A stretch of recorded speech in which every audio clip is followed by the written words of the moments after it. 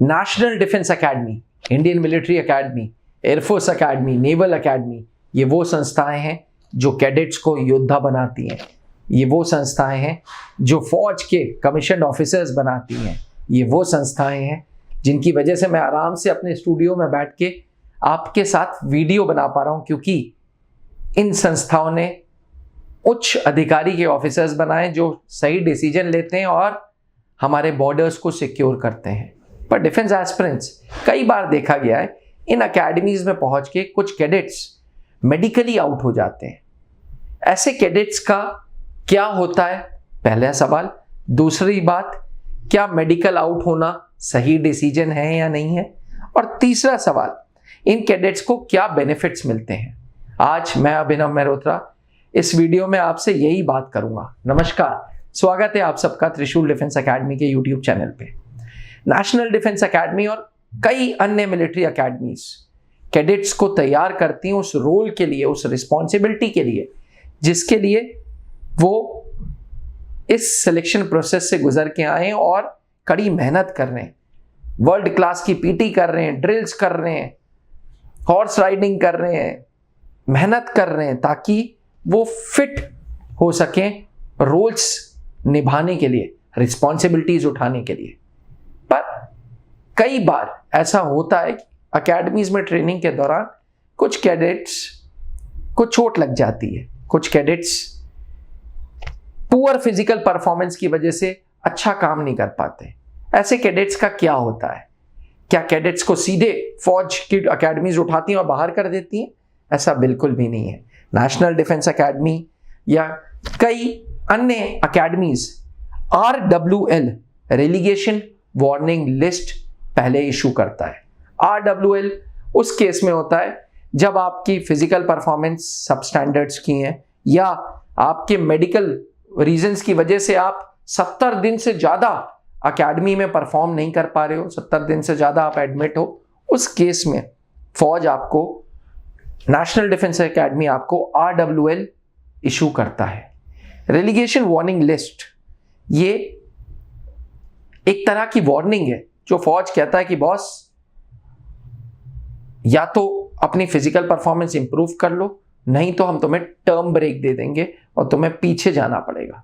जैसे स्कूलों में एक तरह के फेल वर्ड होता था, वैसे ही फौज टर्म फेल कर देता है। लेकिन उन लोगों को जिनकी फिजिकल परफॉर्मेंस सब स्टैंडर्ड की है, जिनके ऊपर पेनल्टीज हैं, जिनके ऊपर पनिशमेंट्स ज्यादा लगी हुई हैं, उस केस में टर्म वापस रिपीट करने के लिए आ जाता है कि आप फिर से टर्म, थर्ड टर्म पे थे वापस सेकेंड टर्म पे चले जाओ, सेकेंड टर्म में थे वापस फर्स्ट टर्म में चले जाओ।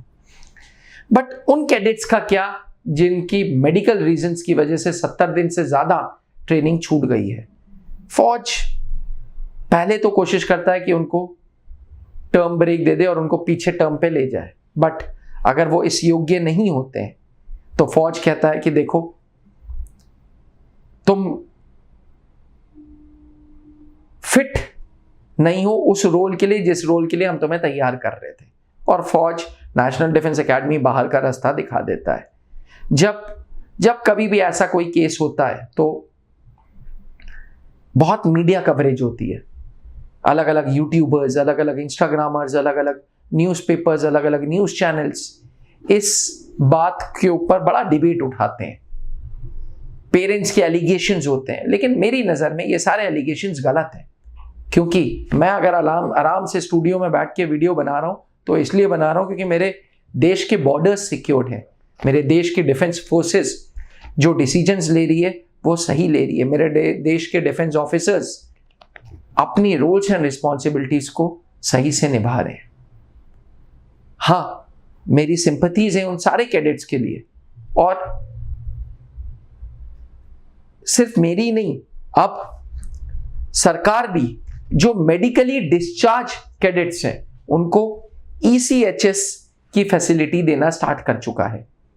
जी हाँ, एक्स सर्विसमैन हेल्थ स्कीम, इस स्कीम में जनरली वेटरन्स थे, जनरली ऑफिसर्स तो अपना army hospital, base hospital, command hospital चले जाते थे, और जो वेटरन्स होते थे उनको ECHS के कार्ड मिलते थे, उनको, उनकी वाइफ को। अब ऐसे ही ECHS के कार्ड्स ऑफिसर कैडेट्स को भी मिल रहे हैं जो मेडिकली डिस्चार्ज हुए हैं ट्रेनिंग से, किसी भी वजह से मिलिट्री की ट्रेनिंग के दौरान मेडिकल प्रॉब्लम उनको हुई जिसकी वजह से उनको एकेडमी छोड़नी पड़ी।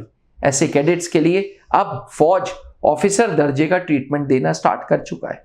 Free OPDs, ECHS enabled hospitals में आप अपनी सर्जरी करा लीजिए, आप अपना ट्रीटमेंट करा लीजिए, ये सारी चीजें फौज देना स्टार्ट कर रहा है। डिबेट्स, केसेस अभी भी चल रहे हैं कि फौज को कुछ पेंशन भी देनी चाहिए। ये सब हाई लेवल डिसीजंस हैं जिसके लिए मैं कमेंट नहीं कर सकता अभी, क्योंकि मुझे फाइनेंशियल्स फौज का क्या है वो नहीं पता। But at the end of the day हम सबको एक चीज समझनी चाहिए कि देश पहले है, सबसे पहले बॉर्डर्स हैं, सबसे पहले हमारे कंट्री। और ये सब मानते भी, ऑपरेशन सिंदूर के दौरान हर एक हिंदुस्तानी पाकिस्तानी को गाली दे रहा था। ना धर्म देख रहे थे, ना शहर देख रहे थे, ना लोकेशन देख रहे थे, बस एक चीज थी, हम हिंदुस्तानी है वो पाकिस्तानी है, बात खत्म। तो एस्पिरेंट्स, अगर हम इमोशनल एंगल देखेंगे तो नो डाउट्स कैडेट्स हैं उनके भी तो लाइफ बर्बाद हो रही है, बट अगर प्रैक्टिकल एंगल देखेंगे तो देश का सिक्योर होना जरूरी है। आपकी क्या राय है? फौज ने जो ECHS की बेनिफिट दी है, क्या ये पर्याप्त है? क्या फौज को और कुछ भी देना चाहिए? जैसे एक मिनिमम पेंशन कर दी 20,000 रुपए की, 25,000 रुपए की, ये सही डिसीजन है? या कुछ डिसेबिलिटी फंड्स दे दें? कुछ क्या ऐसी चीजें हैं जो दी जा सकती हैं जिससे कैडेट्स को भी लगे कि यार मेरा मेडिकल प्रॉब्लम हुई, मेरी जो इतने समय की मेहनत थी वो व्यर्थ नहीं गई, और देश को भी लगे कि हां हमारे बॉर्डर सिक्योर्ड हैं, और अगले इंसान ने सर्विस देने की कोशिश की थी तो हमने उसको सिक्योर किया। डिफेंस एस्पिरेंट्स बहुत ही डिबेटेबल टॉपिक है, सोच समझ के जवाब दीजिएगा। आखिरकार फौज को उन कैडेट्स को क्या देना चाहिए जो मेडिकल ग्राउंड्स में डिस्चार्ज हुए हैं ऑफिसर्स की अकेडमीज जैसे NDA, Indian military academy, air force academy से? आपके कमेंट्स का इंतजार रहेगा। जय हिंद।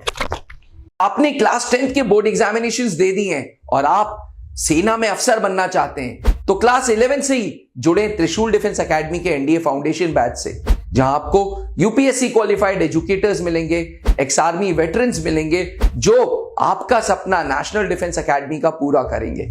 आज ही संपर्क करें।